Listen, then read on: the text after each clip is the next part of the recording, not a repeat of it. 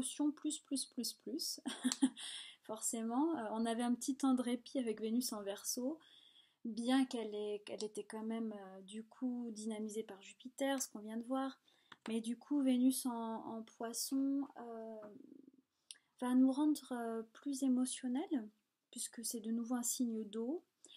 Et en même temps, Vénus en Poisson, si vous voulez, c'est la dernière, comment dire, c'est la dernière étape du processus amoureux, Vénus en Poisson. C'est le dernier signe.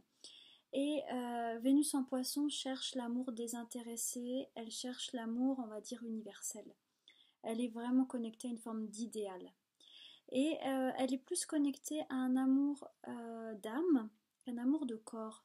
C'est-à-dire que Vénus en Poisson, elle ne cherche pas forcément à vivre quelque chose sur le plan de la matière. Alors si elle y arrive, tant mieux, formidable. Mais enfin, je vous parle au niveau archétypal, hein, vraiment, c'est pas nécessairement que quelqu'un qui a Vénus en Poisson dans son thème va vivre tout ce que je dis, mais au niveau de l'énergie brute, ça peut donner ça.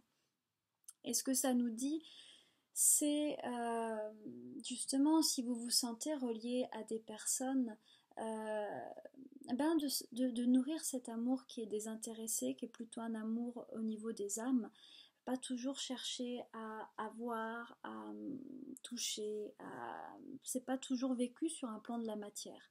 Ça, c'est un peu l'idée de Vénus en Poisson. Et Vénus en Poisson nous dit aussi que la séparation est une illusion.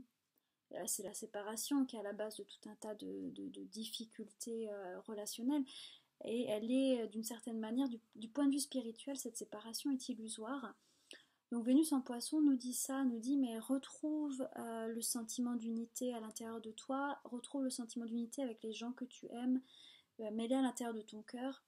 Et voilà, pour sortir justement de certains schémas de dépendance qu'on pourrait ressentir. Donc voilà, ça va vraiment nous demander d'aller vers des qualités un peu plus transpersonnelles, on va dire, par rapport à notre manière de nous relier. Et Vénus en Poisson n'a plus d'attente, en tout cas au niveau le plus évolué de cette planète. Elle n'a plus d'attente, c'est vraiment le fait de donner, sans nécessairement se poser la question de ce qu'on va recevoir. Donc ça peut être très très beau. Ça peut aussi nous faire travailler en fonction de nos schémas, affectifs et relationnels personnels. Voilà.